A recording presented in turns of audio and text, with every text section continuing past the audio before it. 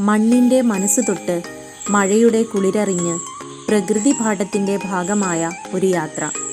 പരസ്പരം ആശ്രയിച്ചു നിൽക്കുന്ന പരിസ്ഥിതിയെ അറിയാനായി കുട്ടിക്കൂട്ടത്തിൻ്റെ പ്രകൃതി നടത്തം. പരിസ്ഥിതി സൗഹൃദ മനോഭാവം വിദ്യാർത്ഥികളിൽ ഊട്ടിയുറപ്പിക്കുക എന്നതാണ് ഈ യാത്രയുടെ ലക്ഷ്യം. പാഠപുസ്തകത്തെക്കാളപ്പുറം പ്രകൃതിയിൽ നിന്ന് പഠിക്കാനുണ്ടേറെ.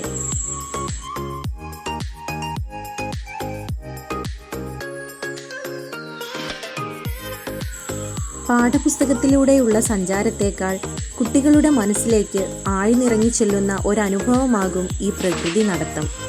മണ്ണിനെ അകറ്റി നിർത്തേണ്ടതല്ല എന്ന ബോധവും കുട്ടികൾക്ക് ഈ പ്രകൃതി നടത്തത്തിലൂടെ ലഭിക്കുന്നു.